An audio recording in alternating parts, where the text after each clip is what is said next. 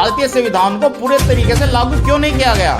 जो भारतीय संविधान में दलितों को हक अधिकार दिए गए थे वो आज तक पूरे नहीं हो पाए हैं देश के अंदर। वो क्यों नहीं हो पाए हैं? मैं अपने प्रधानमंत्री मोदी जी से भी यही अपना सवाल करता हूं कि उन्होंने आज तक दलितों के लिए किया है क्या है? आज भी दलितों के कितने ही पद सरकारी नौकरियों में खाली पड़े हैं, उनका जिम्मेदार कौन है?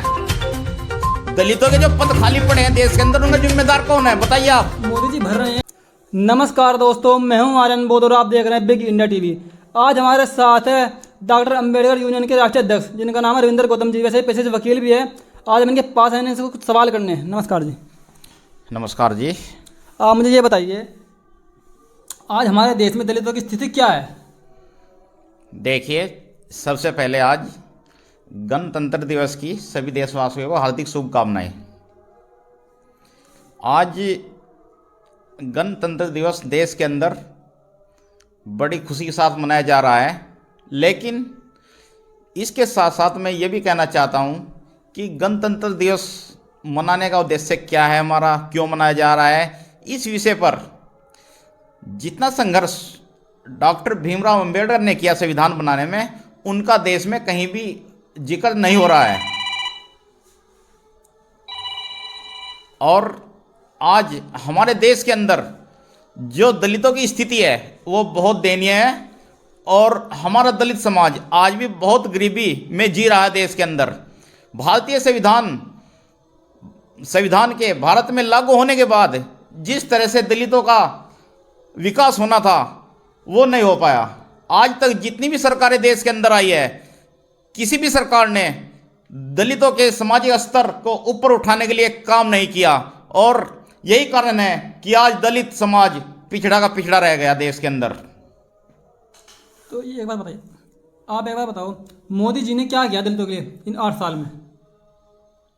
मोदी सरकार है ना अब। हाँ, देखिए, कांग्रेस ने भी देश में लंबे समय तक सत्ता संभाली है, लेकिन अब जब से भाजपा सरकार भी आई है, मैं सभी को ये सभी सरकारों ने कोई दलितों के लिए कोई काम नहीं किया। रही हमारे जो प्रधानमंत्री मोदी जी है, मोदी जी ने भी दलितों के लिए कोई विशेष काम नहीं किया है। लेकिन राम मंदिर बनवा देना, अयोध्या में राम मंदिर बनवाया, वहाँ जाइए आप। मंदिर में जाने से दलितों का उद्धार नहीं होने वाला है। इच्छा पूरी होगी ना वहाँ पे इनकी? नहीं, वहाँ से कोई इच्छा पूरी होने वाली नहीं है। ये जो धार्मिक मामला है, ये आदमी का अपना व्यक्तिगत राय है। वो मंदिर में जाए, मस्जिद में जाए या ना जाए, या जो भी करे, लेकिन दलितों का उद्धार मंदिर से नहीं होने वाला है। यही मैं कहना चाहता हूँ कि हमारे प्रधानमंत्री मोदी जी ने कोई विशेष योजना के तहत दलितों का कोई उत्थान की नीति नहीं बनाई है। आप भाई साहब झूठ बोल रहे हैं। मोदी जी 5 किलो राशन दे रहे हैं दलितों को। 5 किलो राशन बताइए आप। वो तो नहीं नहीं नहीं नहीं नहीं, दलित खुश है? नहीं नहीं नहीं नहीं, वो खाली दलित को थोड़ा ही मिल रहा है, वो तो सभी गरीब व्यक्तियों को मिल रहा है। जो दलित है, मुस्लिम है, पंडित है, ब्राह्मण है, राजपूत है, या गुज्जर है, या जाट है, सभी को मिल रहा है। खाली दलितों को कहाँ मिल रहा है भाई? यही तो आप लोगों की कमी है कि राशन मिल रहा है, दलितों को मिल रहा है। अरे नौकरी मिल रही, दलितों को मिल रही है, और जो आरक्षण मिल रहा तो वो दलितों को मिल रहा। आप लोग सही नहीं बता रहे देश के अंदर। आप भी नाज मिल रहा तो दलितों को मिल रहा। कैसे मिल रहा भाई नाज दलितों को? दलितों, मुसलमान को नाज मिल रहा है, पंडित को भी नाज मिल रहा है, ब्राह्मण को भी मिल रहा है, सभी को नाज मिल रहा है देश के अंदर, जो गरीब आदमी है। लेकिन एक बात बताओ, आप नौकरी का क्या करोगे आप जब आपको खाने के लिए राशन मिल रहा है? नौकरी की जरूरत क्या है आपको?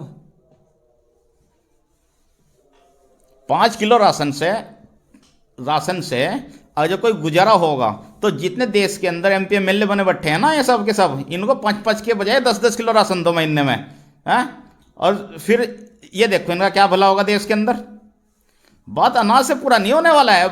5 किलो अनाज देने से भूखमरी खत्म नहीं होगी दलितों की। तो आपको क्या चाहिए बताओ, क्या चाहिए दलितों को और देशवासियों को क्या चाहता है? देखिए, मैं आज गणतंत्र दिवस पर यही कहना चाहता हूं कि भारत आज़ाद हुए 70 साल से ज़्यादा हो गए हैं। भारतीय संविधान को पूरे तरीके से लागू क्यों नहीं किया गया? जो भारतीय संविधान में दलितों को हक अधिकार दिए गए थे वो आज तक पूरे नहीं हो पाए हैं देश के अंदर। वो क्यों नहीं हो पाए हैं? मैं अपने प्रधानमंत्री मोदी जी से भी यही अपना सवाल करता हूं कि उन्होंने आज तक दलितों के लिए किया है क्या है? आज भी दलितों के कितने ही पद सरकारी नौकरियों में खाली पड़े हैं, उनका जिम्मेदार कौन है? दलितों के जो पद खाली पड़े हैं देश के अंदर, उनका जिम्मेदार कौन है बताइए आप? मोदी जी भर रहे हैं, पूरी नौकरी देने वाले हैं। किसको भर रहे दलितों हैं? को अरे भर रहे हैं। आरक्षण तो पूरा हो ही नहीं रहा, तो दलितों कहां से भर रहे हैं? दलितों की जगह अपर कास्ट के लोगों को भर रहे हैं नौकरियों में। यही तो आपकी अज्ञानता है। आप सच दिखाओ देश को क्या हो रहा है देश के अंदर। मोदी जी ने भी नियुक्ति पत्र बांटे हैं, आपको पता होगा। वो बांटे हैं नियुक्ति पत्र, वो नौकरी दी उन्होंने। बताओ 75,000 बांटे हैं अभी नियुक्ति पत्र। तो उसमें दलित कितने हैं ये भी तो बताओ आप मुझे। उसमें दलित कितने हैं? आरक्षण के तहत कितने प्रतिशत आरक्षण दलितों को मिलता है, उसके हिसाब से नौकरी आज भी दलितों को नहीं मिल रही देश के अंदर। तो इसके लिए क्या करोगे आपकी नौकरी मिले? हमारा तो आंदोलन जारी है। हमारा लंबे समय से देश के अंदर यही तो आंदोलन चल रहा है।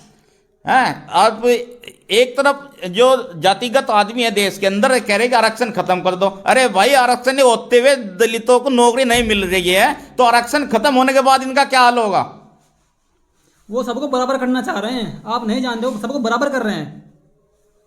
खेत में आप गन्ना खेत में घुस जाओ।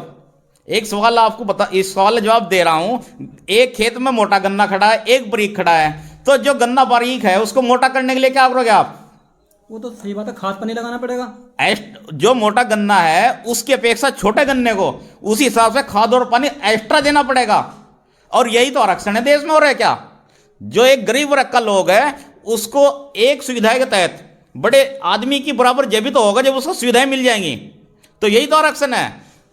ये लोग इस आरक्षण का गलत इस्तेमाल करना चाह रहे हैं और दलितों के नाम पे आरक्षण तो कोई और ही ले रहा है देश के अंदर। कौन ले रहा है बताइए?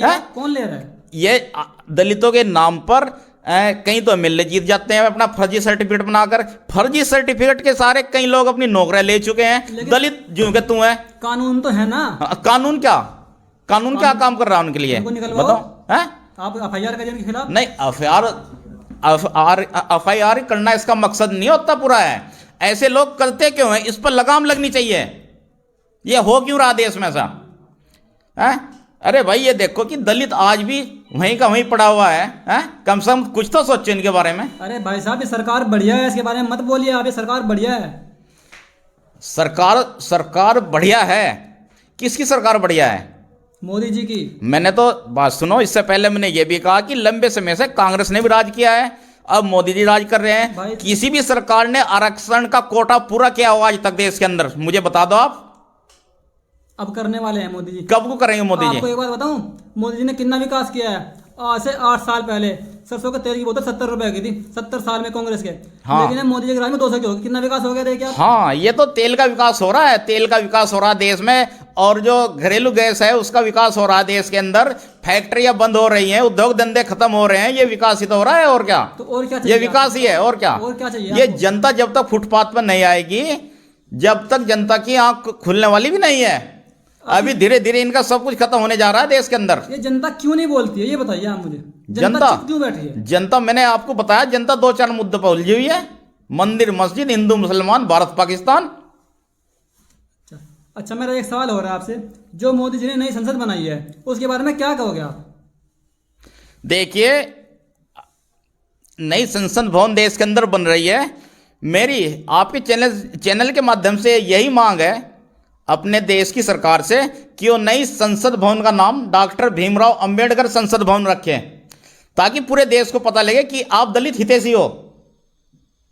ऐसे खाली ढिंडोरा पीटने से, दलितों के घर खाना खाने से आप दलित हितैषी नहीं हो सकते। आप नई संसद का नाम बाबा साहब के नाम से रखिए देश के अंदर। देश के साथ साथ हमारे विदेशों में संदेश जाएगा कि बाबा साहब के नाम पर भारत कुछ कर रहा है। मुझे तो ऐसा लगता है जैसे कि वो जो हमारे मोदी जी है वो सवर्ण कास्ट से आते हैं, तो उसका नाम वो गोवलकर रखेंगे। जो गोवलकर है, इनके मसीहा है ब्राह्मणों के, तो उसका नाम उस पर रखेंगे ना, या गोडसे के नाम पे रख देंगे। और यही तो चल रहा देश के अंदर। और चल क्या रहा? बाबा साहब ने अपने देश को एक विकास की रणनीति दी, भारतीय संविधान लिखकर भारत के हाथ में दे दिया, और उसके तहत आज पूरा भारत चल रहा है। ठीक है, और उसका नाम लेने तक पसंद नहीं करते लोग। क्यों नहीं करते भाई? कोई बाबा साहब ने दलितों के लिए थोड़ा ही काम किया सारा? अरे भाई सभी महिलाओं के लिए काम किया देश के अंदर, हर एक आदमी के लिए काम किया देश के अंदर, हर सबको अधिकार भारतीय संविधान में दिए। कोई खाली दलितों के नाम पे बाबा साहब ने कुछ दे दिया खजाना? अरे बाबा साहब अछूत थे, दलित थे, वो क्यों अपनाएंगे? हाँ, यही तो मैं आपको कह रहा हूं। और जब बाबा साहब अपर कास्ट में होते हैं तो आज जो है ना उनकी तस्वीर भारत के अंदर है ना ब्रह्मा विष्णु महेश का सभी बड़ी बना दी जाती। यही तो मैं बता रहा हूं आपको। तो ऐसा क्या करना, क्यों चिढ़ते हैं बाबा साहब से ये लोग? क्यों चिढ़ते हैं बाबा साहब से? बाबा साहब ने ये चिढ़ते हैं कि आज जो बाबा साहब ने संविधान बनाकर दिया उसके तहत जो एक उसमें नीचे बैठ के पढ़ने वाला व्यक्ति आज मुख्यमंत्री, राष्ट्रपति और अन्य पदों पर बैठ गया, यही इनको हजम नहीं हो रही बातें। लेकिन एक बात मेरे दिल में खटकती है कि जब भी मैं किसी कोर्ट में जाता हूँ या देखता हूँ, वहाँ पर गांधी जी की तस्वीर लगी होती है, लेकिन संविधान लिखा है बाबा साहब ने, तो वहाँ पर ऐसा क्यों है? भेदभाव क्यों हो रहा है? हाँ देखिए, ये भेदभाव जो है ना भारत के अंदर बहुत पुराने समय से होता रहा है और ये पीढ़ी दर पीढ़ी चल रहा है देश के अंदर। और ये जब तक खत्म नहीं होगा, जब तक बड़ा आंदोलन देश में नहीं होगा। ये सरकारें भी इंतजार कर रही है कि देश के अंदर बड़ा आंदोलन हो, नहीं तो सरकार के पास सत्ता क्या नहीं कर सकती। ये ऊंच नीच भेदभाव की भाषा खत्म करके देश के अंदर एकता पैदा करे और एकता के तहत सभी को समान शिक्षा, समान अधिकार मिले और ये जाति ऊंच नीच वाली बातें सब खत्म करे देश से अंदर से और देश का विकास करे। अरे भाई साहब, ये देश है ना जो ये सवर्णों का देश है, दलित तो गुलाम है यहाँ के, तो मूल बाहर के लोग दलित तो और पिछड़े। कहाँ लिखा हुआ है सवर्णों का देश है? ये देश आदिवासियों का देश है। आदिवासी इसके मूल निवासी हैं। आदिवासी, पिछड़े और बहुजन समाज के लोग इसके मूल निवासी हैं। ये सवर्णी की भाषा कहां से आ गई आपके मन में? देश तो पूरा उनके हाथ में है ना, तो उनके हाथ में कैसे चला गया? तो देश दलितों का है, आदिवासियों का है, पिछड़ों का है, तो उनके हाथ में कैसे चला गया? आप जो है ना भारत का इतिहास पढ़िए। भारत का इतिहास क्या कह रहा है कि पुराने समय में पूरी सत्ता जो है ना, पूरी सत्ता पे राज रहा है दलितों का प्राचीन काल में। लेकिन क्या हुआ, धीरे धीरे इनको धर्म के नाम पर गुलाम बनाते गए और इनको बहुत निचले पायदान पर दिखा दिया गया। और वही जो है ना, वही चीज आगे सब डे बाय डे रिपीट हो रही है। अच्छा, दलित तो हिंदू है ना? दलित हिंदू है? दलित हिंदू है? देखिए, दलित अपने आप को हिंदू नहीं मानता। वो अपने आप को अम्बेडकरवादी है, दलित अम्बेडकरवादी है। हिंदू जो है ना, दलित जो हिंदू है उनके दिमाग में हिंदू है, अछूत है। लेकिन आज दलित जो है ना शिक्षा लेकर के उच्च स्तर पर जा रहा है और अपने आप को हिंदू नहीं मानता। अच्छा, मेरा एक सवाल और है आपसे। जैसे कि आप मोदी सरकार सत्ता में आई है तब से हिंदू खतरे में आ गया है, मुस्लिम लोग मारने जा रहे हैं हिंदुओं को, ऐसा क्यों है? आप खतरे में हो? देखिए, हिंदू आज खतरे में क्यों है? हिंदुओं ने कुछ अपने ही ऐसे काम किए हैं जो आज खुद ही खतरे में अपने आप को बता रहा है। जबकि आज प्रदेश में, देश में अपनी सरकार है, राष्ट्रपति हिंदू है, प्रधानमंत्री हिंदू है, प्राइम मिनिस्टर हिंदू है और मुख्यमंत्री जी हमारे हिंदू हैं।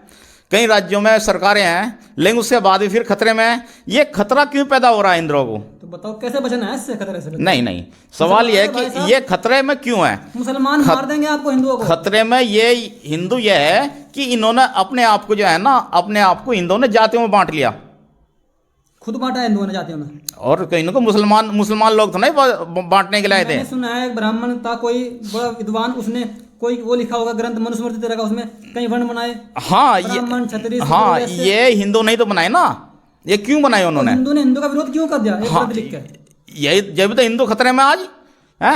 एक बात ये बताओ, ब्राह्मण, वैश्य, शूद्र जो आपने 4 वर्ण बताए हैं, ये किसने बनाए और क्यों बनाए? इनकी आवश्यकता क्या थी देश के अंदर? हिंदू है भाई, हिंदू सब हिंदू भाई है।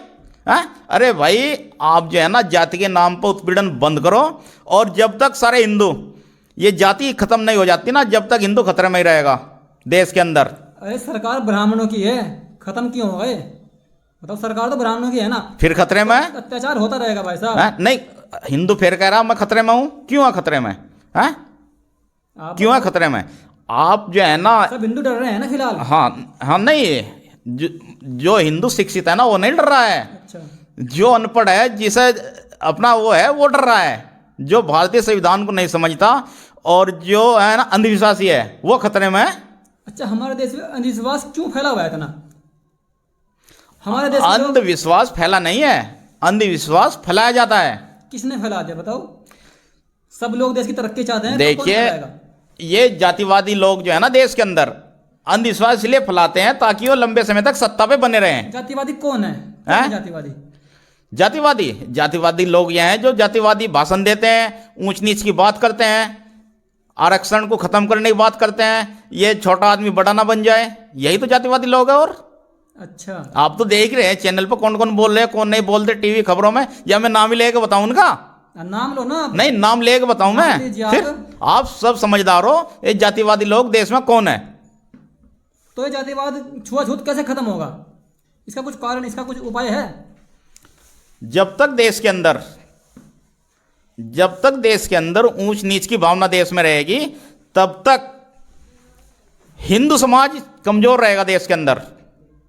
और जिस दिन हिंदू समाज एकता के सूत्र में बन जाएगा, छुआछूत ऊंच नीच जैसी बातें भूल जाएगा ना, उस दिन हिंदू भारत की सबसे बड़ी शक्ति होगी और भारत सबसे बड़ी शक्ति उभर आएगा विश्व में।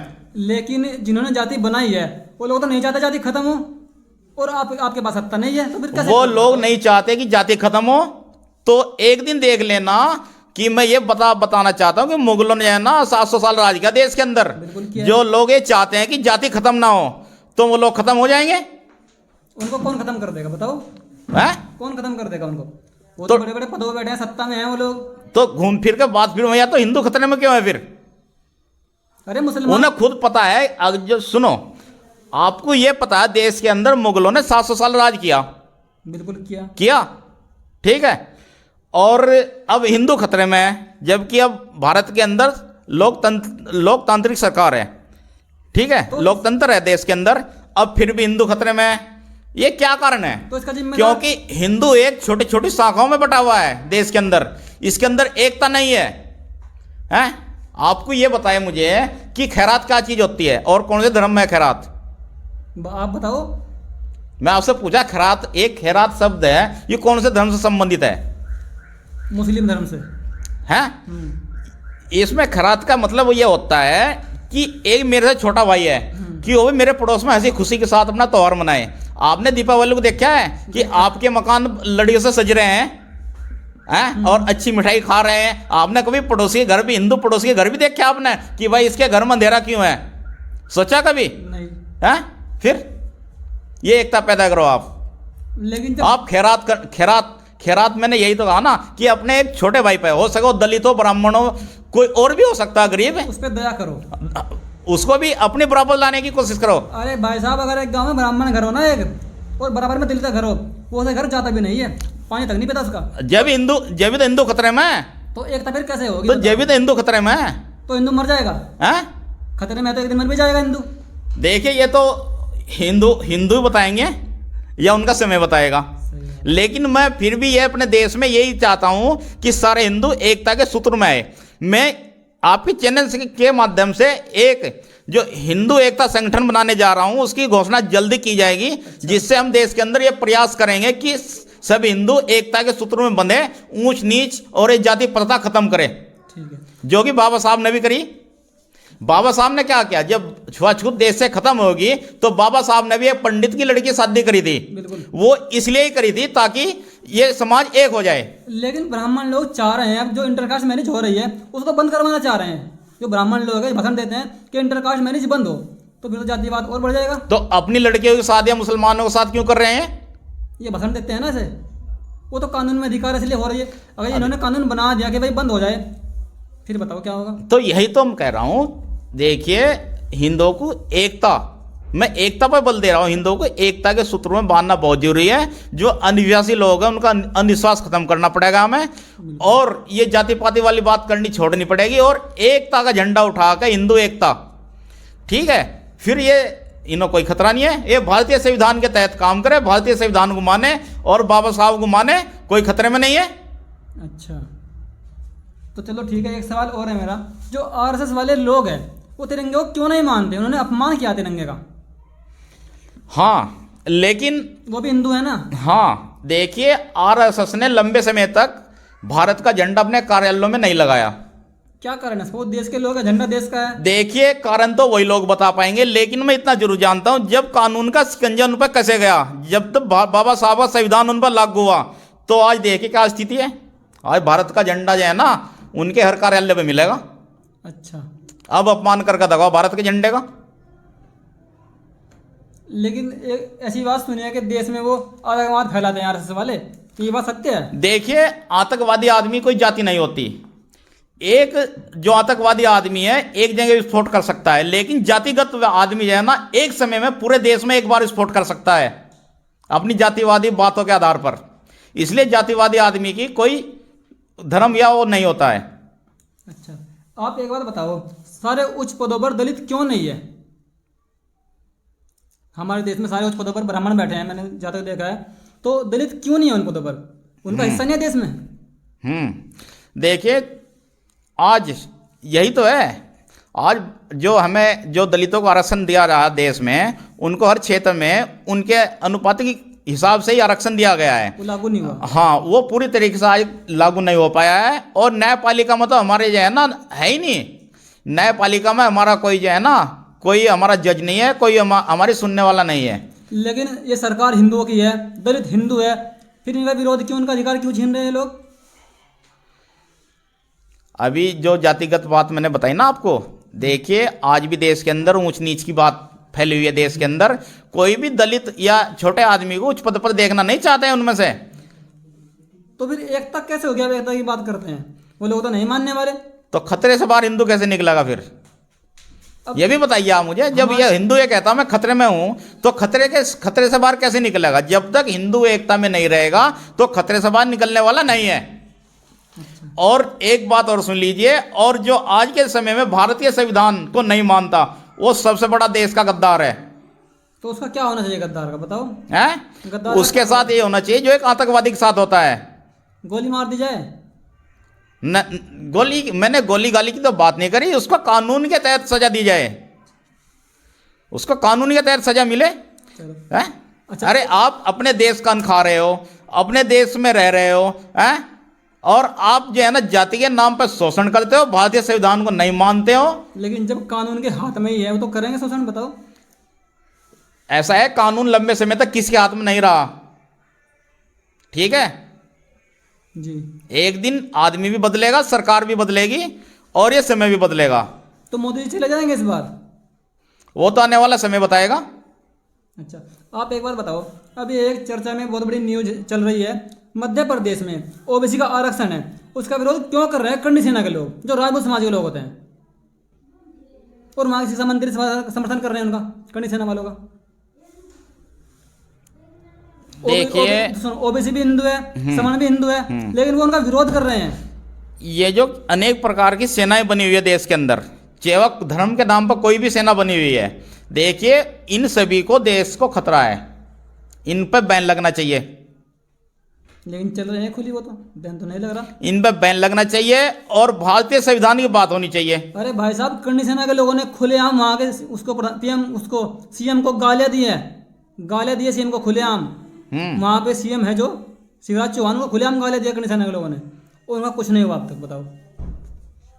देखिए सरकार का अपना एक अलग स्तर है, वहां का सीएम उनसे गालियां खा रहा है, लेकिन मैं आपको बताना चाहता हूं हम लोग संविधान से चलने वाले लोग हैं, ठीक है। और लेकिन जो ये लोग मनुवादी मानसिकता के लोग ऐसी सोच रखते हैं ना आरक्षण के प्रति, जिस दिन ये अपने पे आ गए ना, ये सब सेनाएं जो है ना एक तरफ हो जाएंगी। अरे भाई साहब, वो संविधान ही बदल देंगे, वो कहते हैं अपने बयान में बदल देंगे। अरे संविधान ऐसे थोड़ा ही बदला जाएगा, संविधान बदलना किसी के बस की बात नहीं है देश के अंदर। वो तो लोग कहते हैं कि बदल देंगे, संविधान में कमियां हैं, वो गलत है। नहीं, संविधान देश का जब तक दलित, आदिवासी और ओबीसी वर्ग अब जाग चुका है, और जो है ना जो कोई संविधान पर उंगली भी उठाएगा ना, उसकी जो है ना उंगली काट दी जाएगी। अब तक एक भी नहीं कटी भाई साहब, कोई उंगली नहीं कटी अब तक, बताओ कैसा होगा फिर? उंगली क्यों नहीं कटी? बताओ, जो भी बोलते हैं इसके विरोध में सब खुलेआम घूम रहे हैं। देखिए कौन गया है जेल में? हाँ बिल्कुल, नहीं जेल में पड़े हुए हैं बहुत सारे लोग जिन्होंने भी संविधान का पालन नहीं किया है, आज बहुत सारे जेल में पड़े हुए हैं। ऐसा नहीं है, कानून अपना काम करता है, भले ही देर लग जाए, लेकिन कानून अपना काम करेगा। अच्छा अच्छा, चलो वो तो बात ठीक है। आप एक बात बताओ, हमारे देश में दलितों की नेता बड़ी, वैसे पूरे समाज की नेता है वो बहुत बड़ी नेता है मायावती जी, वो चुप क्यों है? क्यों चुप रहती है वो किसी मुद्दे को लेकर? अभी पीछे चुनाव हुआ था विधानसभा का, वो खुलेआम नहीं आई जमीन पे, हार गई, एक सीट रह गई पूरे उत्तर प्रदेश में। बताओ। देखिए, मैं बहन मायावती जी से भी आपके चैनल से आह्वान करता हूं कि बहन जी अपनी चुप्पी जो है ना तोड़े और अपने घर से बाहर निकले। लोग कहते हैं यदि उनके अंदर किसी प्रकार का डर है या भय है तो वह उसको उजागर करे। ये देश का युवा, दलित युवा उनके साथ कंधे से कंधा मिलाकर खड़ा है और उन पर किसी प्रकार की आंच नहीं आने दी जाएगी। और अगर जब बहन जी को ज्यादा डर लग रहा है तो राजनीति से संन्यास ले, राजनीति से संन्यास ले। और अन्य बहन कुमारी मायावती बनने के लिए बहुत सारी महिलाएं देश के अंदर, मैं बहन जी को कहना चाहता हूं, क्योंकि बहुजन समाज पार्टी का जो राजनीतिक ग्राफ है वो दिन प्रतिदिन घटता जा रहा है, जो एक बहुत बड़ा चिंता का विषय है। बहुजन समाज के लोगों ने बहुजन समाज पार्टी में विश्वास किया हुआ है। सरकार बनवाई प्रदेश में, लेकिन कांशीराम जी का मिशन जो है ना छिनभिन करने में किसका हाथ है, इस पर भी एक शोध किया जाना चाहिए। और अगर जब बहन जी इसे कमान को नहीं संभाल पा रही ना तो उन्होंने है ना राजनीति इस्तीफा देकर इसकी बागडोर जो है ना देश जो दलित युवा है उन लड़कों के हाथ में दे। और ये हमारी और भी मायावती तैयार बनने को बैठी है, ऐसा भी नहीं है, ठीक है। तो मैं बहन मायावती जी से भी यही कहना चाहता हूं, अगर जो उनके अंदर ताकत की कमी है तो इन दलितों का नुकसान मत करे। अच्छा, कुछ जो बहुजन लोग हैं वो कहते हैं मायावती को उनका बदनाम करते हैं कि उनकी पार्टी में ब्राह्मण है इसलिए उनको वोट नहीं देते लोग। ये बात कैसी है? सतीश मिश्रा है पार्टी में, उनके लड़के बहुत सारे ब्राह्मण हैं, तो इसलिए बहुजन कट रहे हैं बीएसपी से। देखिए, जिसने जो है ना बहुजन समाज पार्टी की शपथ के बारे में उसका वो शपथ ग्रहण की, उसको फिर हम उसको अलग निगाह से नहीं देख सकते हैं। और रही बात उसकी जो पार्टी में अनुशासनहीनता की बात करेगा तो उसको पार्टी से बाहर निकालना पड़ेगा। ये तो पार्टी, वो तो पार्टी के जो हाई कमान है उसको देखना पड़ेगा ना, ये पार्टी विरोधी काम कर रहा है या पार्टी के पक्ष में विरोध कर रहा है या क्या है। ये तो देखो, ये तो पार्टी स्तर का काम है। लेकिन भाई साहब बसपा का जनाधार लगातार घट रहा है, बढ़ नहीं रहा बिल्कुल भी। मैं ये बात पहले कह चुका हूं, जो बहन जी पे ये नहीं समझ पा रहा है ना मामला, मतलब अपने कोई किसी प्रकार का भय है या किसी उससे डरी हुई है बहन जी कि तेरे नाम कोई घोटाला लग जाएगा, वो लग जाएगा, तो मैं बहन जी से यही रिक्वेस्ट करता हूं कि भाई इन दलितों का नुकसान मत करें और राजनीति के इस्तीफा दे और अपना अपने महल में रहे। फिर अरे ये बताओ, एक प्यासे कौवे की तरह मेरा समाज आज भी उस घड़े में कंकड़ डाल रहा है जिसका पानी का स्तर बहुत नीचे जा चुका है। सोच रहे हैं कि पानी ऊपर आएगा, कि पानी ऊपर आएगा, लेकिन पानी ऊपर आने के बजाय वो घटता जा रहा है। इसलिए हमें भी यही सोचने विचार है कि आज भी मेरा बहुजन समाज जो है ना बहुजन समाज पार्टी की तरफ देख रहा है। लेकिन मैंने देखा है कुछ बहुजन समाज के लोग उसको सपा को वोट कर देते हैं कि बहन जी ने कुछ नहीं किया। तो जब बहन जी निकल ही नहीं रही ना तो कहीं ना कहीं तो जा गई। आज दलितों का वोट बीजेपी पे भी जा रहा है, कांग्रेस पे भी जा रहा है, समाजवादी पे भी जा रहा है। ये बिखराव क्यों पैदा हुआ? लेकिन अगर अब देखा जाए, अब बीएसपी में मुस्लिम नेता आने लगे हैं तो क्या अब कुछ होगा बीएसपी का? मुस्लिम लोग कह रहे हैं बसपा को वोट देंगे, मैं सर्वे करता हूँ। देखिए, नसीबुद्दीन जैसे जो है ना नेता आए और चले गए, खाली अपने जो है ना अपने लाभ लालच के लिए ऐसे लोग पार्टी में आते हैं और अपना मतलब निकाल कर चले जाते हैं। ऐसे लोगों का कोई मायना नहीं है। अब जैसा कि आज बहुजन समाज पार्टी की सरकारें, कई बार सरकार प्रदेश में रही, मुस्लिम समाज के लिए भरपूर काम किया बहन जी ने, लेकिन वही मुस्लिम समाज बहन जी को छोड़कर चला गया। तो क्या विश्वास करोगे ऐसे लोगों पर? हैं? अरे देखिए, बहुजन समाज पार्टी सभी धर्मों को और सभी जाति को और सभी को लेकर चलने वाली पार्टी है, जो मान्यवर कांशीराम जी ने बनाई थी। देखिए, जब बीएसपी की सरकार बनी तो 60 ब्राह्मण विधायक जीत कर आए थे। हैं? उन ब्राह्मणों का विश्वास क्यों खो दिया बहन जी ने? सारे ब्राह्मण देश में गलत नहीं है। अरे वह 60 ब्राह्मण जीत कर आए थे जिनके माध्यम से बहन कुमारी मायावती मुख्यमंत्री बनी। अच्छा, उनका विश्वास क्यों खो दिया है? देखिए, मैं अब भी कह चुका हूं कि हिंदुओं को एकता के सूत्रों में बनना पड़ेगा और एकता में काम करना पड़ेगा, जब भी जाके इनकी सरकारें आएंगी। और नहीं तो भाई बहुजन समाज पार्टी में जो है ना ये छिनभिन जो है ना ये होने वाली है। अच्छा, अब एक नेता है इमरान मसूद, पहले वो कांग्रेस में थे, फिर वो सपा में आए, अब वो बसपा में है। उनके बारे में क्या कहोगे आप? वो पार्टी बदलते रहते हैं हर साल। क्या वो टिकेंगे बसपा में, रुकेंगे वो? देखिए, जहाँ से यहाँ इमरान मसूद भाई का सवाल है, इमरान मसूद भाई के बारे में मैं इतना जरूर कहूँगा कि वो जो है ना, उनका कोई अपना राजनीतिक स्टैंड नहीं है। उन्होंने अपना कोई राजनीतिक जो है ना, अपना वो नहीं बनाया, वजूद बेस नहीं बनाया है। और आज भी वह जो है ना, राजनीतिक पार्टियों की कठपुतली बने हुए हैं, इसलिए वह सफलता से बहुत दूर हैं। और रही बात ये इस पर प्रभाव पड़ने वाली, देखो इतनी बड़ा प्रभाव नहीं पड़ने वाला है इसमें जो चुनाव होने वाले हैं, इसमें जो नगर निकाय के चुनाव होने हैं, इतना बड़ा प्रभाव नहीं पड़ने वाला है इमरान मसूद से। लेकिन इमरान मसूद भाई को मैं यही कहना चाहता हूं कि इन्होंने कुछ काम जो है ना, पहले जो है ना बहुजन समाज पार्टी के विरोध में काम किए हैं। जब समाजवादी की सरकार थी, इन्होंने बाबा साहब के प्रति कुछ गलत टिप्पणियां की थी, इसलिए दलित समाज भी इनसे थोड़ा खफा है। अच्छा, मेरा एक आखिरी सवाल है आपसे, आप देश के लिए क्या करना चाहते हो? देखिए, हमारा संगठन डॉक्टर अंबेडकर राष्ट्रीय यूनियन और आरक्षण बचाओ संघर्ष समिति, हम मिलकर देश के अंदर एकता पैदा करना चाहते हैं। और एकता कायम करना देश की तरक्की का एक बहुत बड़ा साधक सिद्ध होगा। ये जो ऊंच नीच की जो देश में ये फैली हुई है जातिगत स्थितियां, हम इनको पहले दूर करेंगे, सभी को एक प्लेटफॉर्म पे लाएंगे। और हिंदू मुस्लिम का जो ये विवाद है, ये खत्म होना चाहिए, संविधान के तरीके से देश चलना चाहिए। अच्छा, आपके संगठन में कोई व्यक्ति है जो अदर कैटेगरी से आता हो, उस पिछड़े जाति से, जनरल से, कोई ऐसा बंदा है आपके संगठन में? देखिए, मेरे संगठन में बहुत लोग ऐसे काम कर रहे हैं जो जातिवादी मानसिकता नहीं रखते हैं। मेरे संगठन में ब्राह्मण भी हैं और जाट भी है, गुज्जर भी हैं, सैनी भी हैं। देखिए, सभी लोग जो है ना गलत नहीं है। देखिए, मैंने पहले भी कहा आपको कि जो है ना, जो एक जातिगत व्यक्ति होता है, एक आतंकवादी व्यक्ति के जैसा ही होता है। वो एक समय में पूरे देश में विस्फोट कर सकता है अपनी वाणी से। उसकी कोई जाति धर्म नहीं होती है, वो आतंकवादी है। तो इनका क्या होना चाहिए, क्या इलाज है इनका जातिवादी का?